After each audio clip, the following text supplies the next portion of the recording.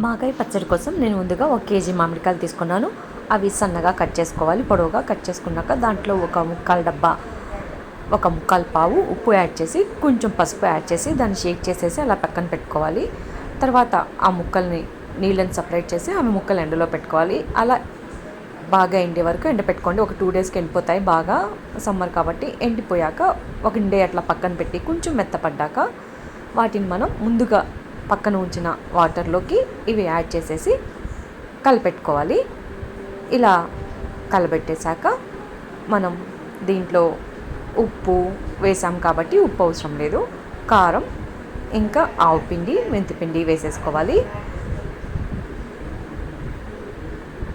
ఇలా బాగా కలబెట్టేసేసి ముక్క మెత్తపడియాలి ఫస్ట్. అంతలోపున పొయ్యి మీద ఆయిల్ పెట్టేసుకొని దీంట్లో కొంచెం ఆవాలు, ఇంగువ యాడ్ చేస్తున్నాను.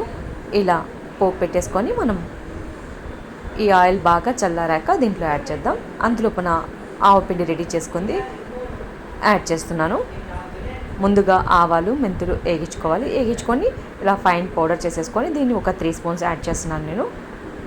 యాడ్ చేసేసి కారం కూడా యాడ్ చేయాలి. దీనికి కొత్త కారం తీసుకోండి, బాగా కలర్ఫుల్గా ఉంటుంది. ఒక 3 స్పూన్స్ కారం. ఈ కారం నేను కలర్ కారం 1 స్పూను, మామూలు కారం ఒక 3 స్పూన్స్ యాడ్ చేశాను.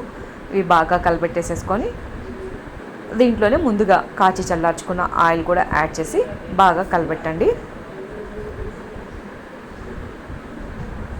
ఇది చాలా టేస్ట్గా ఉంటుంది. ఒకసారి ట్రై చేయండి. దీన్ని మాగాయి అంటారు. వీటిలో ముట్టెలు కూడా వేసుకోవచ్చు. జీడే అంటారు కదా, జీడలు మనం బద్దలు కట్ చేసుకున్నాక ముట్టెలు కూడా వేసుకోవచ్చు. ఇవి కూడా టేస్ట్గా ఉంటాయి.